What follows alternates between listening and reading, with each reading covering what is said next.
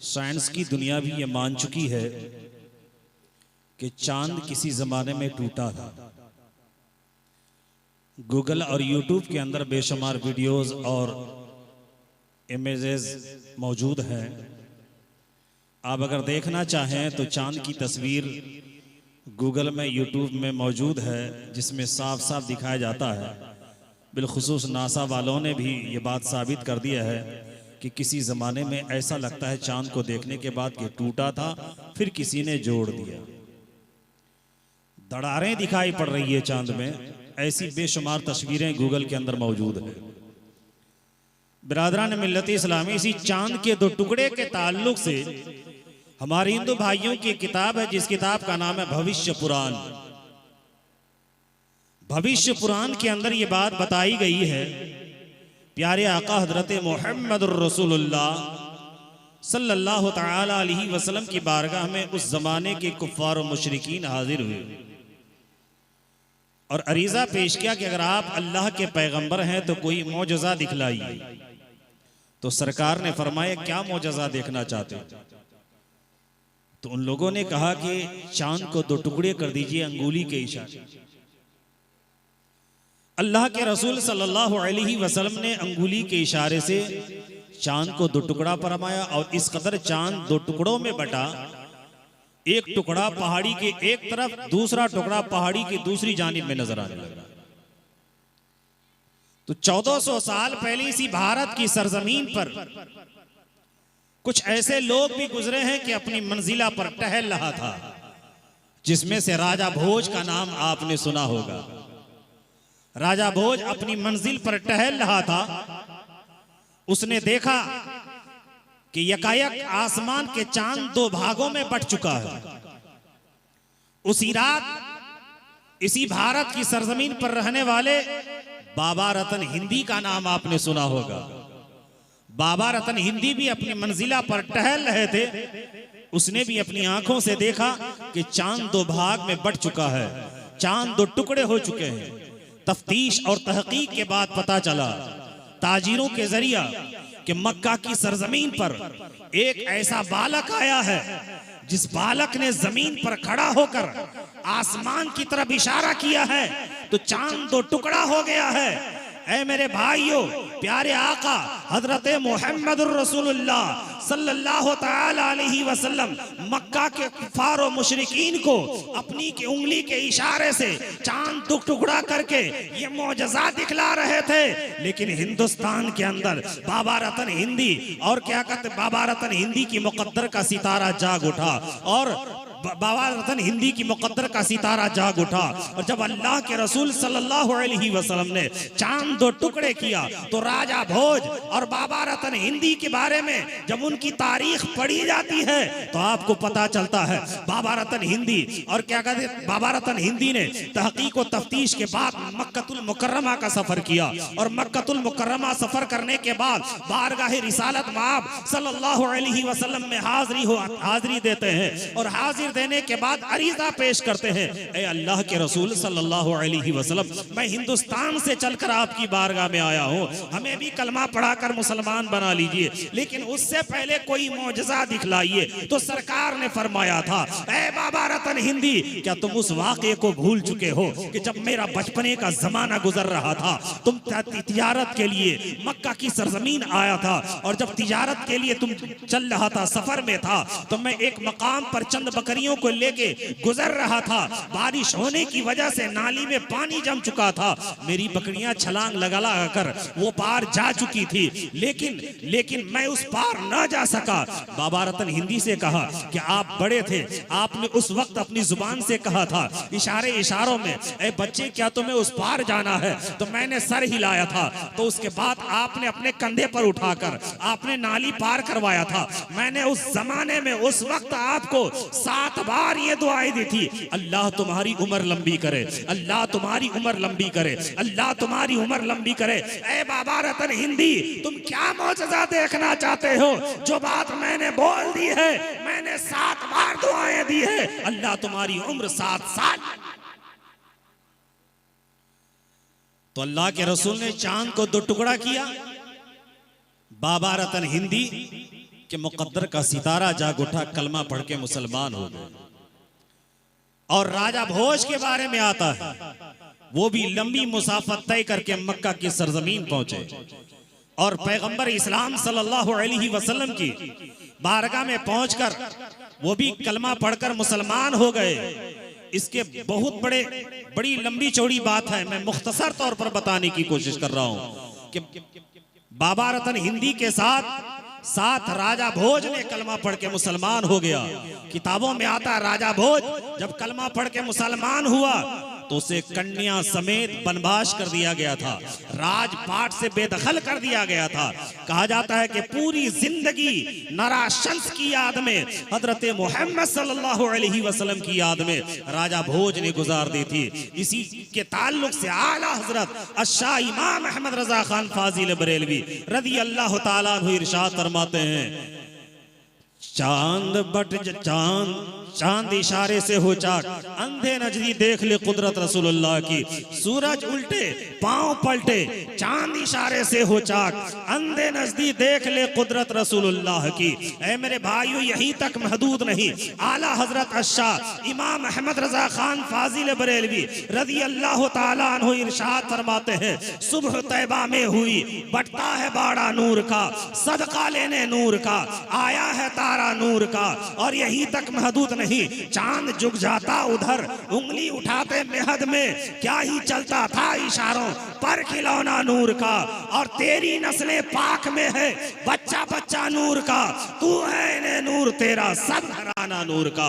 इमामुल अंबिया फखरे दो जहां हजरत मोहम्मद रसूलुल्लाह सल्लल्लाहु अलैहि वसल्लम के ताल्लुक से अगर मैं बयान करूं तो हकीकत में सुबह हो जाएगी। उनकी शान, उनकी सीरत मुकम्मल तौर पर बयान नहीं हो पाएगी। श्रीमद् भागवत पुराण के अंदर एक मंत्र है, अष्टगुणा पुरुषं दीपयन्ति प्रज्ञा चकोलियन चदम श्रोतंच पराक्रमस्त बहुभाषी तात दानन यथाशक्ति कृत ज्ञाता च। इस मंत्र के अंदर 8 शब्दों का इस्तेमाल हुआ है। इन 8 शब्दों का विश्लेषण, इनका अनुवाद, इनका तर्जमा अगर मैं सही तरीके से करूं तो 8 घंटे की जरूरत है। लेकिन मैं आपका 8 घंटा नहीं लूंगा, सिर्फ 8 मिनट के अंदर मैं अपनी गुफ्तगू को इस मंत्र के अनुसार खत्म करने की कोशिश कर रहा हूं। इस मंत्र के अंदर प्रथम शब्द का जो प्रयोग किया गया है वो प्रथम शब्द ये है, अष्टगुणा पुरुषं दीपयन्ति प्रज्ञा। प्रज्ञा का शब्द इस्तेमाल किया गया है और प्रज्ञा का अर्थ होता है अंतर्यामी। प्रज्ञा का अर्थ होता है ढकी छुपी बातों की खबर रखने वाला। प्रज्ञा का अर्थ होता है पैगाम्बर। प्रज्ञा का अर्थ होता है अल्लाह का पैगाम लाने वाला। प्रज्ञा का अर्थ होता है अल्लाह का पैगाम बंदों तक पहुंचाने वाला। प्रज्ञा का अर्थ होता है गैब की बात बताने वाला। एक अरबी डिक्शनरी जिसका नाम मिसबाहुल लुगात है, जब उसके अंदर हम तलाशते हैं तो हमें मिलता है अन्नबियो वन नबी, जिस शब्द का अर्थ भी यही होता है पैगाम्बर, अल्लाह का पैगाम लाने वाला, अल्लाह का पैगाम बंदों तक पहुंचाने वाला। ऐ मेरे भाइयों, और अन्नबियो वन नबी का अर्थ ये भी होता है गैब की बात बताने वाला। इसका मतलब ये जो माना लफ्ज़ प्रज्ञा का है वही माना लफ्ज़ नबी का है। नबी का माना गैब की बात बताने वाला, प्रज्ञा का माना गैब की बात बताने वाला। अल्लाह तबारक व तआला ने पैगंबर इस्लाम इमामुल अंबिया हजरत मोहम्मद रसूलुल्लाह सल्लल्लाहु अलैहि वसल्लम को बेशुमार खूबियों का मालिक बनाया था और बेशुमार इल्म आपको अता फरमाया था। ऐ मेरे भाइयों, अगर नबी के इल्म गैब के ताल्लुक से मैं बोलूं तो अल्लाह कुरान में फरमाता है वअल्लमका मा लम तकुन तअलम व कान फज़लुल्लाहि अलैका अज़ीमा। अल्लाह उसी कुरान में फरमाता है वमा हुवा अलल गैबि बेदनीन। अल्लाह उसी कुरान में फरमाता है अर्रहमान अल्लमल कुरान। इनके अलावा और भी कुरानी आयात बेशुमार कुरान मजीद के अंदर मौजूद हैं। बुखारी शरीफ जिल्द सानी सफ़ा नंबर 443 की हदीस पाक है, अन उमर इब्न अल-खत्ताब क़ाल क़ाम फ़ीना रसूलुल्लाह सल्लल्लाहु अलैहि वसल्लम मक़ामन फ़अख़बरना अन बदइल ख़ल्क़ हत्ता दख़ल अहलुल जन्नति मनाज़िलहुम व अहलुन नार मनाज़िलहुम हफ़िज़ ज़ालिका मन हफ़िज़हु व नसियहु मन नसिया।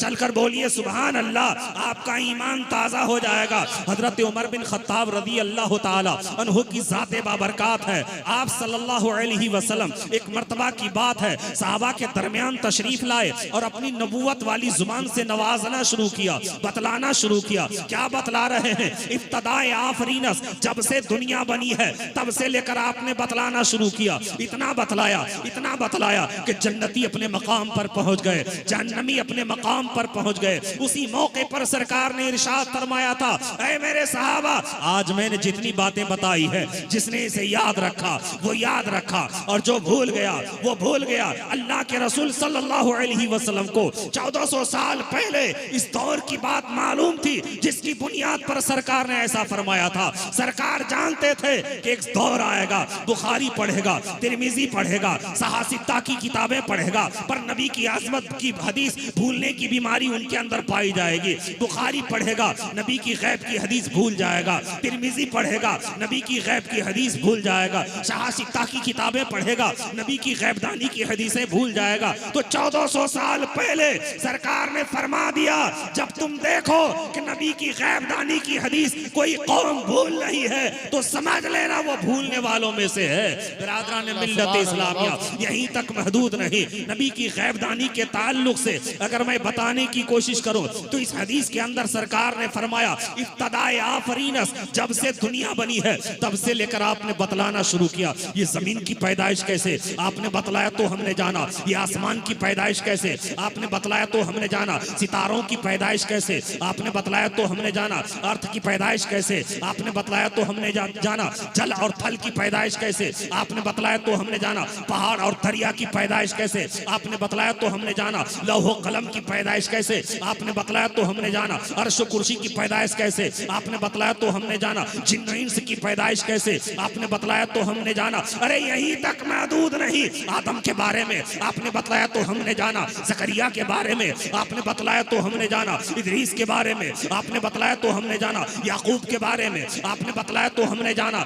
ईसा के बारे में आपने बतलाया तो हमने जाना। इब्राहिम के बारे में आपने बतलाया तो हमने जाना। तमाम नबियों के बारे में, तमाम रसूलों के बारे में आपने बतलाया तो हमने जाना। यहीं तक महदूद नहीं, कयामत कायम होगी, आपने बतलाया तो हमने जाना। सूरज पश्चिम से निकलेंगे, आपने बतलाया तो हमने जाना। कौन जन्नत में जाएगा, आपने बतलाया तो हमने जाना। कौन जहन्नम में जाएगा, आपने बतलाया तो हमने जाना। जन्नत में क्या है, आपने बतलाया तो हमने जाना। जहन्नम में क्या है, आपने बतलाया तो हमने जाना। पुल सिरात कायम होगी, आपने बतलाया तो हमने जाना। महशर में मीज़ान कायम किया जाएगा, आपने बतलाया तो हमने जाना। ए मेरे भाइयों, यही तक महदूद नहीं, आला हजरत अशाह इमाम अहमद रजा खान मुजद्दिदी में आती माजिया व हाजिरा बरेली की टूटी चटाई पर बैठकर इरशाद फरमाते हैं, और कोई गैब क्या तुमसे नेहा हो भला, जब न खुदा ही छुपा तुम पे करो।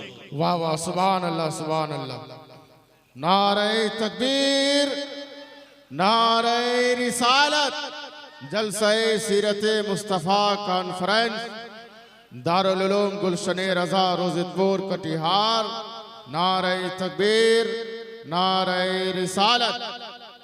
नबी की गैबदानी की हदीसें अगर मैं और सुनाना चाहूं तो बेशुमार हदीसें मौजूद है, लेकिन मुख्तसर मैं चंद बातें बताकर अपनी गुफ्तगू को खत्म करूंगा। इस मंत्र के अंदर जो दूसरा शब्द आ रहा है वो ये है, अष्टगुणा पुरुष दिव्यंती प्रज्ञा चकोलियन, कहते वो नसब का आला होगा, खानदान का आला होगा। अब प्यारे मुस्तफ़ा का खानदान किस कदर आला है, हदीस मुस्तफ़ा है, कंजुल उम्माल लिल मुत्तकी की हदीस पाक है, जिस हदीस के रावी हजरत अनस बिन मालिक रज़ी अल्लाह ताला अन्हु की ज़ाते व बरकात है। वो इरशाद फरमाते हैं, अनस इब्न मालिक रज़ी अल्लाह ताला अन्हु क़ाल क़ाल रसूलुल्लाह सल्लल्लाहु अलैहि वसल्लम, अना मुहम्मद इब्न अब्दुल्लाह बिन अब्दुल मुत्तलिब बिन हाशिम बिन अब्द मुनाफ बिन क़ुसै बिन किलाब बिन मुर्रा बिन कआब बिन लोई बिन गालिब बिन फहर बिन मालिक बिन नज़र बिन किनाना बिन मुदरिका बिन इलियास बिन नज़ार बिन माद बिन अदनान, मा अफ्तरक़ अन्नासु फ़िरक़तैन इल्ला जअलनी अल्लाह इला आखिरिल हदीस, फाना खैरुकुम नफसन व खैरुकुम अबा व फी लफ्ज़िन फाना खैरुकुम नसबन व खैरुकुम हसबा। ऐ मेरे भाइयों, हजरत अनस बिन मालिक रज़ी अल्लाह ताला अन्हु इरशाद फरमाते हैं, एक मर्तबा प्यारे आका सहाबा के दरमियान तशरीफ लाए तो आप ऐसे लग रहे थे जैसे आसमान पे सितारों के बीच चमकता चांद नजर आता है। आमना के लाल ने इरशाद फरमाया, ऐ मेरे सहाबा मैं कौन हूँ? तो सहाबा ने अरीजा पेश किया, या रसूल अल्लाह आप अल्लाह के रसूल हैं। तो प्यारे मुस्तफ़ा ने इरशाद फरमाया, अना मोहम्मद इब्ने अब्दुल्ला, मैं मोहम्मद अब्दुल्ला का बेटा, अब्दुल्ला अब्दुल मुतलिब का बेटा, अब्दुल मुतलिब हाशिम का बेटा, हाशिम अब्दे मुनाफ का बेटा, अब्दे मुनाफ कुसई का बेटा, कुसई किलाब का बेटा, किलाब मुर्रा का बेटा, मुर्रा लोई का बेटा, लोई गालिब का बेटा, गालिब फहर का बेटा, फहर मालिक का बेटा, मालिक नजर का बेटा, नजर केनाना का बेटा, केनाना मुदरेका का बेटा, मुदरेका इलियास का बेटा, इलियास नज़ार का बेटा, नज़ार मात का बेटा। माफ तरक़न्नास फ़िरक़तैन इल्ला जअलनी अल्लाह, अल्लाह के रसूल ने फरमाया,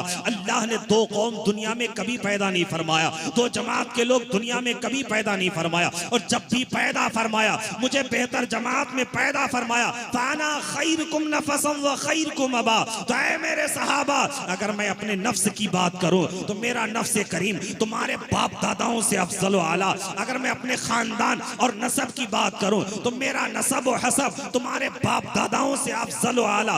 आला हजरत शाह इमाम अहमद रजा खान फाजिल बरेली फरमाते हैं, वो कमाल हुस्न हुजूर है कि गुमाने नक्शे जहां नहीं, यही फूल खार से दूर है, यही शम्मा है।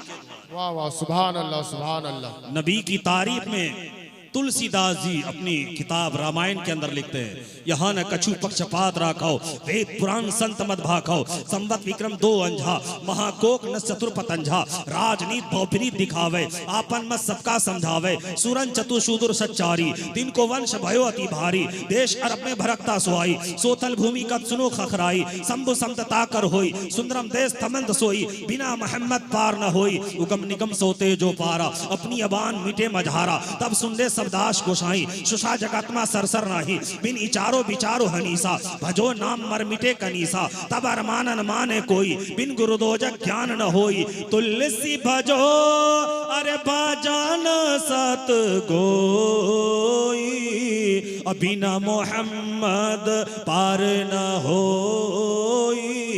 अगर तुलसीदास के दोहे के इन तमाम अशार पर अगर रोशनी डाली जाए तो कई घंटे की जरूरत है। इंशाअल्लाह फिर कभी आऊंगा तो इस पर मैं तबसरा करने की कोशिश करूंगा।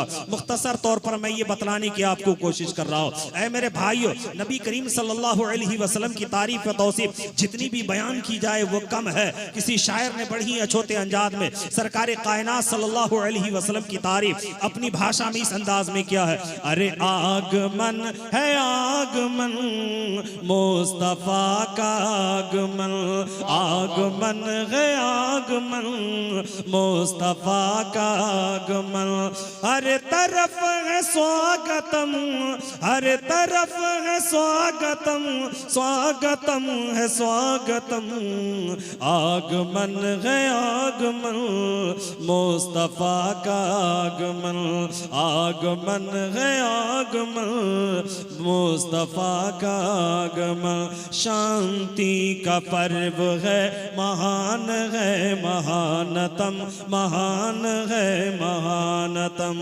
शांति का पर्व है, शांति का पर्व है, महान है महानतम, आगमन है आगमन मुस्तफा का आगमन, आगमन है आगमन मुस्तफा का आगमन, अर्श फर्श सब सजे सजी धरा सजा गगन, सजी धरा सजा गगन, और है त्रिलोक की जुबान पर नमन नमन नमन नमन नमन नमन नमन नमन, हंस पड़ी कली कली के हंस पड़ी कली कली, महक उठा चम चम, आगमन है आगमन मुस्तफा का आगमन, आगमन है आगमन मुस्तफा का आगमन,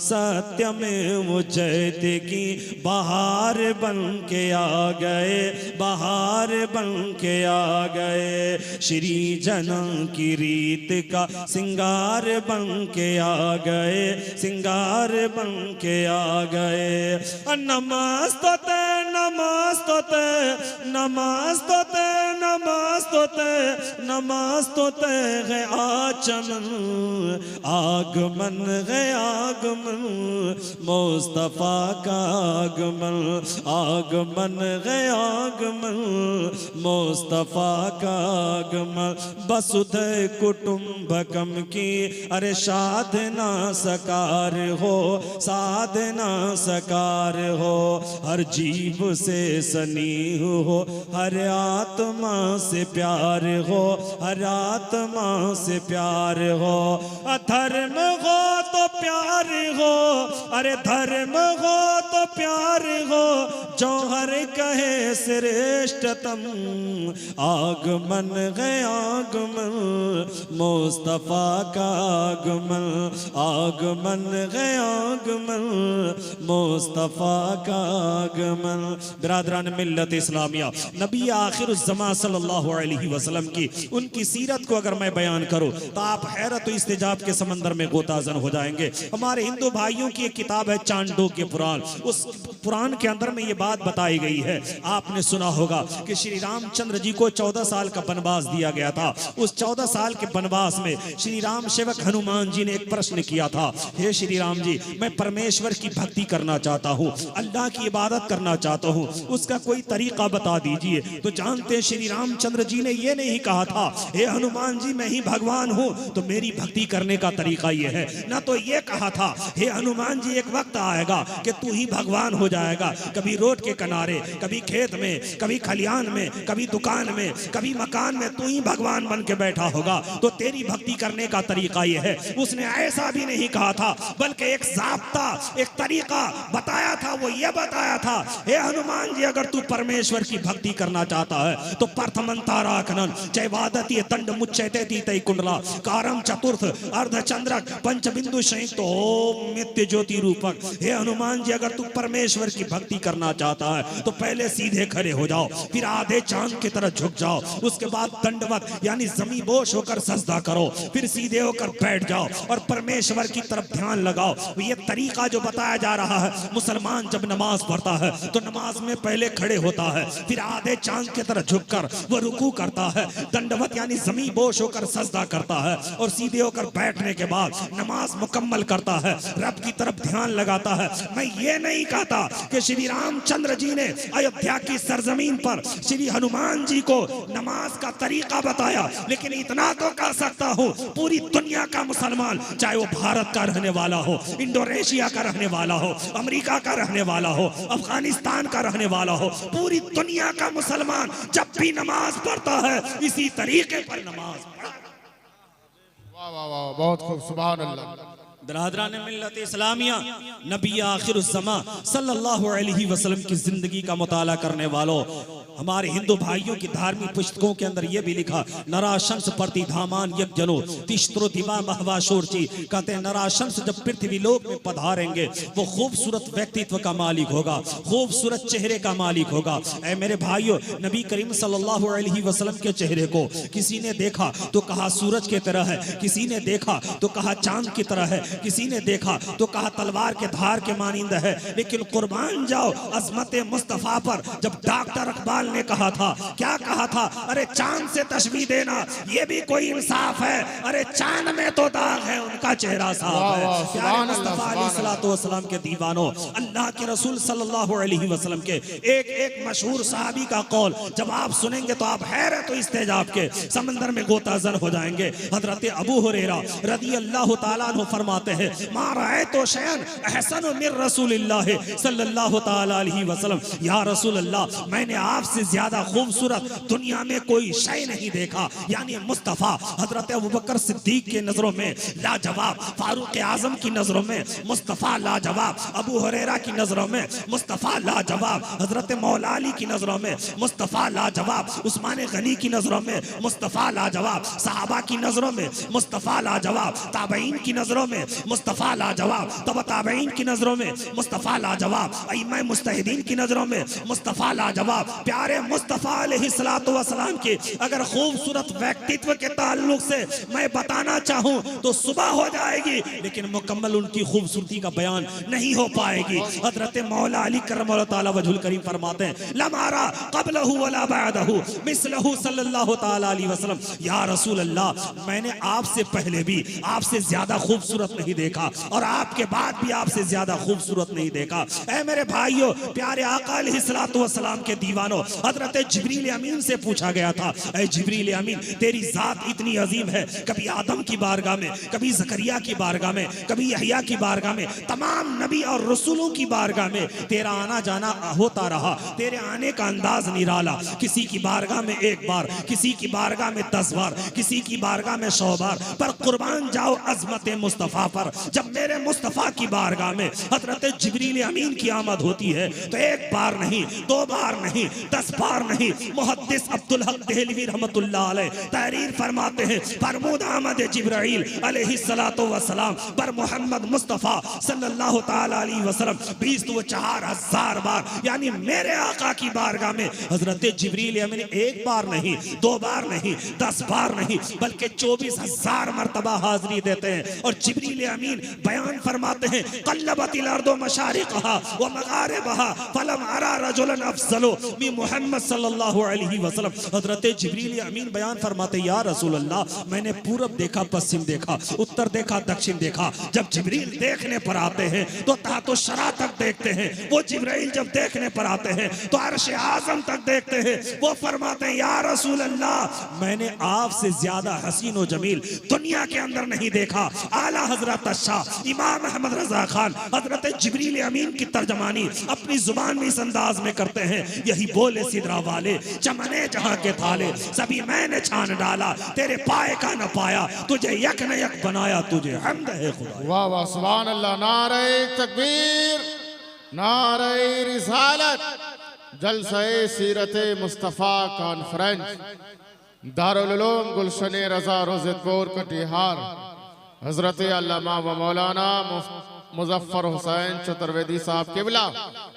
बिरादरान मिल्लत इस्लामिया, आपको पैगंबर इस्लाम सल्लल्लाहु अलैहि वसल्लम के ताल्लुक से श्रीमद् भागवत पुराण के अंदर लिखा गया है, अर्थ तेषां भविष्यन्ति मनाशी विजदानी वे वासुदेवांग रागति पुण्य गंधा नीलश पुरुषम। इस मंत्र का अर्थ ये होता है, कहते हैं जब नराशंस पृथ्वी लोक में पधारेंगे, शर्वनमा जब पृथ्वी लोक में पधारेंगे, असल में हमारे हिंदू भाइयों की धार्मिक पुस्तकों के अंदर में जिसे शर्वनमा कहा जाता है वो कोई और नहीं है, जिसे नराशंस कहा जाता है वो कोई और नहीं है। हमारे हिंदू भाइयों की धार्मिक पुस्तकों के अंदर में मोहम्मद, मोहम्मद, अहमेद का शब्द इस्तेमाल किया गया है। इन तमाम शब्दों का महसल मकसद ये है कि आमना के लाल की तारीफ की जाए, अब्दुल्ला के लख्ते जिगर की तारीफ की जाए। ऐ मेरे भाइयों, इस मंत्र के अंदर ये बताया जा रहा है कि जब नराशंस पृथ्वी लोक में पधारेंगे तो वो जिस गली से गुजरेंगे वो गली खुशबू से मुअत्तर हो जाया करेगी, जिस कूचे से गुजरेंगे वो कूचा खुशबू से महकने लगेगा। ऐ मेरे भाइयों,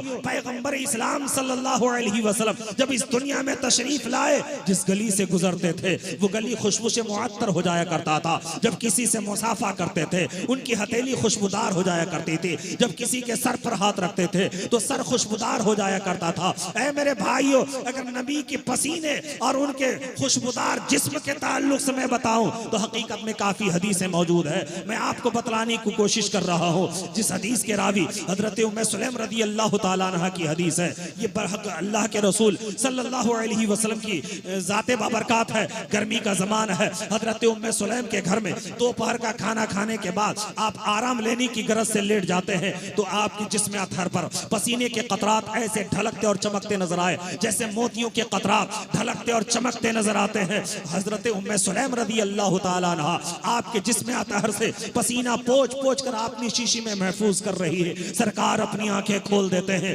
इरशाद फरमाते हो, उम्मे सुलैम तू ये क्या कर रही है? हजरत उम्मे सुलैम जवाब देती है, या रसूल अल्लाह, ये आपके जसद अतहर का पसीना है जिसको मैं महफूज कर रही हूँ। सरकार फरमाते हैं, क्यों महफूज कर रही है? तो उम्मे सुलैम जवाब देती है, या रसूल अल्लाह, दुनिया और माफिया के तमाम खुशबुओं में सबसे आला और बेहतर खुशबू आपके पसीने में है, मैं इसलिए महफूज कर रही हूँ। हजरत उम्मे सुलैम के एक लड़के हजरत अनस बिन मालिक रदी अल्लाह ताला अन्हु अरीजा पेश करते हैं, मेरे इंतकाल के बाद मेरे कफन और बदन पर वही खुशबू लगाई जाए जिसमें आपका पसीना मुबारक मिला हुआ हो। आला हजरत शाह इमाम अहमद रजा खान फरमाते हैं, उनकी महक ने दिल के गुंचे खिला दिए हैं, जिस राह चल दिए हैं कूचे बसा दिए हैं। सरताब कदम है तने सुल्तान ज़मन फूल, लब फूल बदन फूल, ज़खन फूल बदन फूल, और वल्लाह जो मिल जाए मेरे गुल का पसीना, मांगे न कभी इत्र न फिर चाहे दुल्हन फूल।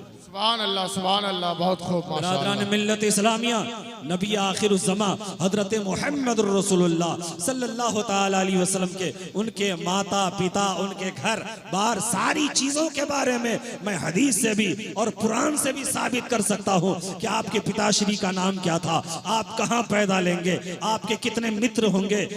ऋग्वेद के अंदर लिखा गया है, चतुर्भी भ्रातृ द्रेव कर्ष्यामि कलेक्ष्यम, कहते हैं कि जब आप इस पृथ्वीलोक में पधारेंगे आपके 4 मित्र होंगे, 4 अनुयायी होंगे, 4 दोस्त होंगे, जिसके बारे में तुलसीदास जी भी ने कहा, चतुर्शूदुर सच्चारी तीन को वंश भयो अति भारी। तुलसीदास जी कहते हैं जब आप इस पृथ्वीलोक में पधारेंगे आपके 4 मित्र होंगे, और उन 4 मित्र की मदद से आपका मजहब व मिल्लत धीरे धीरे पूरी दुनिया के अंदर सबसे बड़े वंश, सबसे बड़े धर्म की शक्ल में नजर आने लगेगी। ऐ मेरे भाइयों, आज भारत के अंदर में सिर्फ खून खराबा चल रहा है। रोड के किनारे देखो तो कहीं मुसलमान की लाश पड़ी मिल रही है, रोड के किनारे देखो कहीं पर हिंदू की लाश पड़ी मिल रही है। ऐसा लगता है कि भारत की सरजमीन पे हिंदू और मुसलमानों का खून सस्ता हो गया है, जिसकी बुनियाद पर रोड के किनारे कहीं मुसलमान की लाश पड़ी मिल रही है, कहीं सिख की लाश पड़ी मिल रही है, कहीं पर हिंदू की लाश पड़ी मिल रही है। भारत के इस माहौल को किसने परागंदा किया था?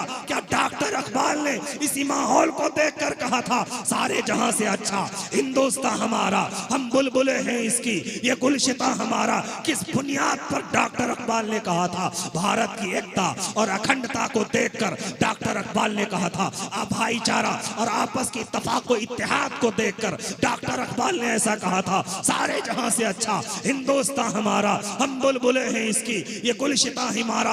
आज जो है क्या कहते हैं, ऐसे ऐसे लोग दुनिया के अंदर में पैदा हो गए, ऐसे ऐसे लोग जिसका नाम पूरी दुनिया के लोग नहीं जानता था। रामगिरी महाराज ऐसा शब्द, ऐसा कारनामा करके दिखाया कि पूरी दुनिया जानती है कि कितना बड़ा गुस्ताख रसूल है। मेरा यकीन बोलता है उसे अपनी धार्मिक पुस्तकों का मुकम्मल तौर पर ज्ञान नहीं होगा। नरसिंहानंद यति, उसे भी अपनी धार्मिक पुस्तकों का मुकम्मल तौर पर ज्ञान नहीं होगा। अगर मुकम्मल धार्मिक पुस्तकों का ज्ञान होता तो किसी शायर ने क्या कहा है, मजहब नहीं सिखाता, आपस में बैर रखना, हिंदी है हम वतन है हिंदुस्तान हमारा। ये खून बहाने की इजाजत कोई धर्म नहीं कहती है, बेकसूर इंसानों का खून बहाने की इजाजत कोई मजहब नहीं देती है। एक इसी हिंदुस्तान का रहने वाला एक शायर जिसका नाम है मंजर भोपाली, उसने ही बड़े अछूते अंदाज में कहा था, अरे हम भी पिए तुम भी पियो रब की मेहरबानी, प्यार के कटोरे में ज़मज़म का पानी, प्यार के कटोरे में ज़मज़म का पानी। अरे हम भी पिए तुम भी पियो, अरे रब की मेहरबानी, प्यार के कटोरे में गंगा का पानी, प्यार के कटोरे में गंगा का पानी।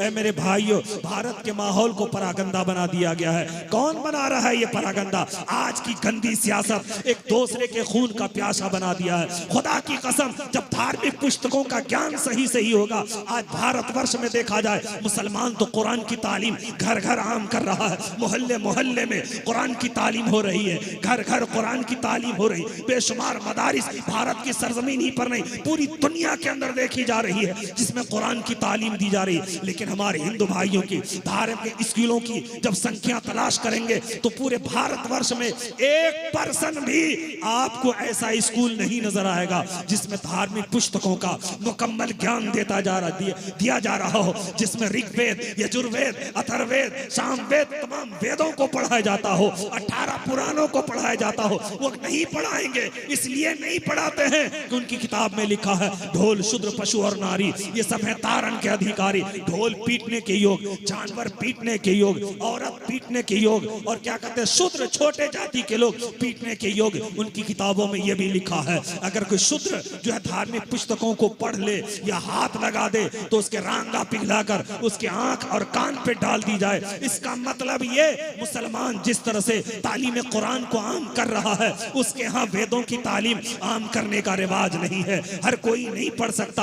आपने कुछ दिन पहले सुना होगा जब जीतन राम मांझी बिहार का मुख्यमंत्री बना था, एक मंदिर में पूजा के लिए गया हुआ था। जब मंदिर में पूजा के लिए गया था, जानते हैं कि उसको मंदिर को धुलवा दिया गया था क्योंकि जीतन राम मांझी छोटे जाति से ताल्लुक रखता था। मंदिर धुलवा दिया गया था। ये भेदभाव उनके यहाँ तो देखी जाती है पर मुसलमानों के घरों में ये भेदभाव नहीं देखी जाती है। कोई खान होगा तो अपनी जगह पे, कोई सैयद है, अंसारी है, मंसूरी है, चाहे जिस बिरादरी से ताल्लुक रखता हो, अगर उनका बेटा हाफिज कुरान हो गया है, अच्छे आलिम दीन हो गया है तो मुसलमान कहता है एक ही सफ में खड़े हो गए महमूद अयाज, ना कोई बंदा रहा ना कोई बंदा नवाज। सुभान अल्लाह, माशाअल्लाह, बहुत खूब।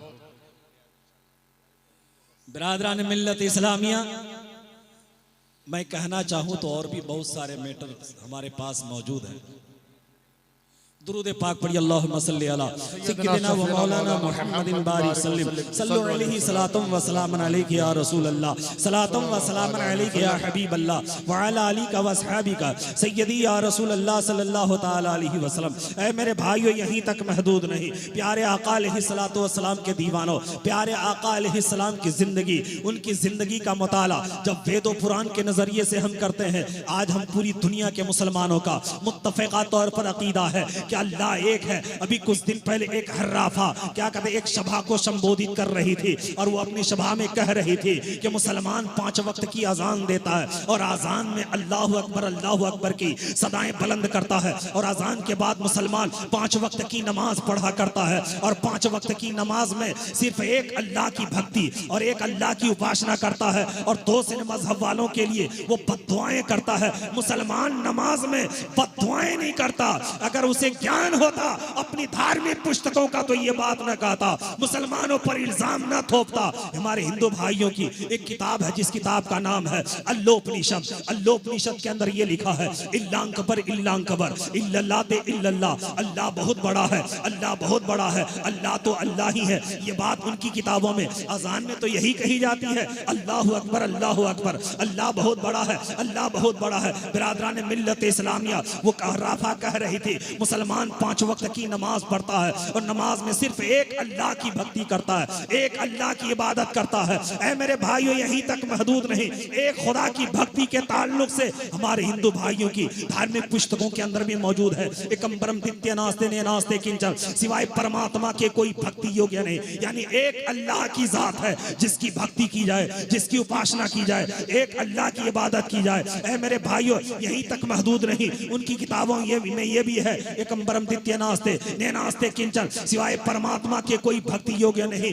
एको देव सर्वभूतेषु, एक ही देव है जिसकी भक्ति की जाए, बाकी सब के सब भूत है। ये भारत का कोई मुसलमान नहीं कहा है बल्कि उनकी किताबों में लिखा है एक ही देव है जिसकी भक्ति की जाए, जिसकी इबादत की जाए, बाकी सब के सब भूत है। इसी भारतवर्ष में देखा जा रहा है कोई पेड़ की पूजा करता है, कोई पहाड़ की पूजा करता है, कोई पत्थर की पूजा करता है, कोई 10 हाथ वाले की पूजा करता है, कोई 4 हाथ वाले की पूजा करता है, कोई श्री कृष्ण की पूजा करता है, कोई श्री रामचंद्र की जी की पूजा करता है। एक इंसानों के भगवान अनेक हैं उसके पास। ये तरीका भारत के अंदर देखा जाता। मैं ये नहीं कहता, मैं तुम्हारे धर्म में हस्तक्षेप करना पसंद नहीं करता, लेकिन सुनो, जब तुम्हारे पास अपनी धार्मिक पुस्तकों का ज्ञान होगा तो मुसलमानों पर अंगुली नहीं उठाओगे। इसलिए कि तुम्हारी धार्मिक पुस्तकें भी ये कहती है कि एक अल्लाह की इबादत करो, एक अल्लाह की भक्ति करो, एक अल्लाह की उपासना करो। ऐ मेरे भाइयों, मैं दिल्ली एक प्रोग्राम में जा रहा था, इत्तेफाक के ये कटिहार स्टेशन पे मैं एक ट्रेन पे बैठा, असम साइड से वो ट्रेन आ रही थी। मेरे सीट के आगे एक पंडित जी बैठे हुए थे जो भगवाधारी थे। जिस तरह योगी जी के सर पर बाल नहीं होता है, उसी तरह उसके सर पर भी बाल नहीं था। ऐसा लगता था कि सर और दाढ़ी की रोजाना शेविंग करता होगा। भगवा पहने हुआ था, कानों में जनो लपेटा हुआ था। वो पंडित सफर कर रहा था। काफी लंबी मुसाफत तय करने के बाद मैंने पंडित जी से कहा था, ए पंडित जी, मैं आपसे कुछ प्रश्न करना चाहता हूँ। अगर आपको कोई दिक्कत, आपको कोई परेशानी ना हो तो मैं कुछ प्रश्न पूछना चाहता हूँ। तो पंडित जी ने कहा, मौलवी साहब शौक से प्रश्न कीजिए। मैंने पंडित जी से कहा कि आप लोग अपने धर्म में एक शब्द का प्रयोग बहुत ज्यादा करते हैं और वो शब्द है ओम। ओम का शब्द आप बहुत ज्यादा प्रयोग करते हैं। उसके बाद वो कहते हैं, हाँ मैं बोलता हूँ और बहुत ज्यादा प्रयोग करते हैं, मैं ओम नमः शिवाय भी बोला करता हूँ। मैंने उनसे पूछा ओम का अर्थ क्या होता है और आपके सबसे बड़े भगवान का नाम क्या है। उस पंडित जी ने हमें कहा कि मेरे सबसे बड़े भगवान का नाम महादेव जी है, मेरे सबसे बड़े भगवान का नाम शिव जी है, महादेव जी है। मेरे भाइयों, जब ये बात उसने कही तो मैंने उनसे फौरन कहा ओम का अर्थ क्या होता है। उसने कहा ओम का अर्थ निराकार होता है। मैंने उनसे कहा पंडित जी, ओम का अर्थ होता है निराकार, जिसका कोई आकार न हो, लेकिन महादेव जी का तो आकार है। उसने कहा मौलवी साहब, ये आपकी बातें बेकार है, ओम जी का आपकी बातें बेकार है, महादेव जी का कहां पर आकार है। मैंने उनसे कहा महादेव जी का आकार देखना चाहते हो तो मैं दिखा देता हूं। शादी रचाना ये पहला आकार, बच्चा पैदा करना ये दूसरा आकार, और यहीं तक महदूद नहीं, पूरे जिस्म के साथ दिखाई पड़ना ये दूसरा आकार है। मेरे भाइयों, जब आप तहकीक करेंगे तो आपको पता चलेगा महादेव जी की धर्म पत्नी का नाम पार्वती देवी है, उनके बेटे का नाम श्री गणेश जी है। इसका मतलब ये, जो बच्चा पैदा करे, जो बच्चा पैदा करे, शादी रचाए, वो भगवान हो ही नहीं सकता।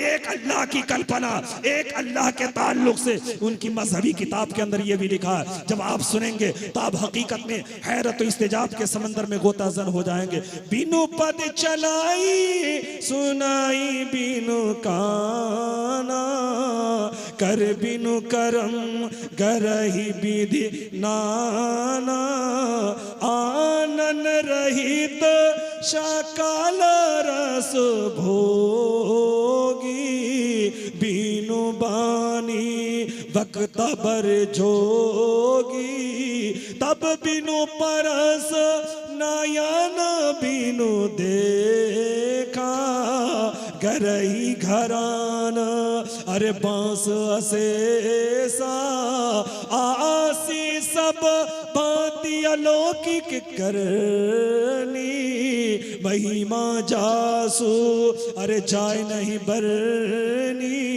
कहा जाता है लोगों, वो कौन है जो बगैर हाथ के पकड़ता है, बगैर जुबान के कलाम करता है, बगैर आंख के देखता है, बगैर पैर के चलता है। जब आप तहकीक करेंगे तो आपको पता चलेगा एक अल्लाह की जात है जिसको देखने के लिए आंख की जरूरत नहीं, पकड़ने के लिए हाथ की जरूरत नहीं, चलने के लिए पैर की जरूरत नहीं। अल्लाह बोलता है पर जुबान से पाक, अल्लाह पकड़ता है पर हाथ से पाक, अल्लाह चलता है पर पैर से पाक। ऐ मेरे भाइयों, एक अल्लाह की कल्पना उनकी किताबों के अंदर यह लिखा है। अल्लाह कुरान में फरमाता है, कुल हुवल्लाहु अहद अल्लाहु समद लम यलिद वलम यूलद वलम यकुल लहू कुफुवन अहद। अगर आप इस सूरत की तर्जमा और उनकी तफसीर देखेंगे तो आपको पता चलेगा अल्लाह वो है जो तमाम दुनिया से लाजवाब हो, वो उसकी औलाद भी ना हो, उसकी बीवी भी ना हो, उसके बच्चे भी ना हो। ऐ मेरे भाइयों, जिसका बच्चा हो, जिसकी बीवी वो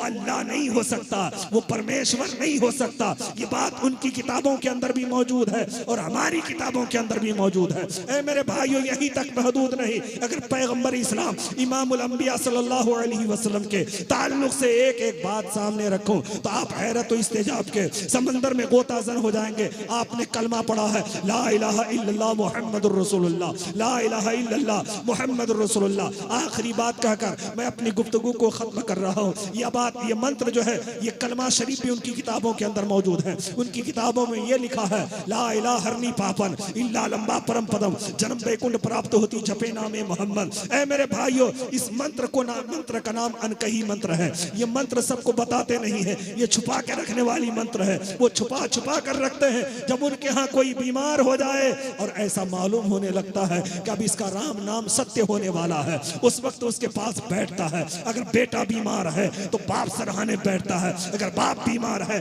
तो बेटा सराहने बैठता है और कहता है, ऐ मेरे पुत्र, ऐ मेरे लाल, अब तू इस दुनिया से जाने वाला है। एक मंत्र का जाप कर ले। जब तू उस मंत्र का जाप कर लेगा तो तेरे सारे पाप धुल जाएंगे, तेरे सारे पाप मिट जाएंगे। वो मंत्र का जाप ये कराता है, ला इलाहा हरनी पापन इल्ला लंबा परम पदम, जन्म बैकुंठ प्राप्त होती जपे नामे मोहम्मद। ऐ मेरे भाइयों, ये बात तो वो पढ़ाता है, पर मुस्तफा जाने रहमत शमे बज़्मे हिदायत ने 1400 साल पहले अपनी उम्मत को बता दिया है। मन क़ाल ला इलाहा इल्लल्लाह फ़दख़ल अल जन्नह, जिसने ला इलाहा इल्लल्लाह मुहम्मद रसूलुल्लाह पढ़ा, ताक़ीक़ के वो जन्नत में दाखिल हो गया। अल्लाह के रसूल फरमाते, मन शहीदा अशहदु अल्ला इलाहा इल्लल्लाह व अशहदु अन्ना मुहम्मदन अब्दुहु व रसूलुहु, जिसने ये गवाही दी कि अल्लाह के अलावा कोई इबादत के लायक नहीं, और जिसने ये गवाही दी कि हजरत मोहम्मद सल्लल्लाहु अलैहि वसल्लम अल्लाह के सर्वश्रेष्ठ तर रसूल हैं, तो उस पर जहन्नम की आग हराम कर।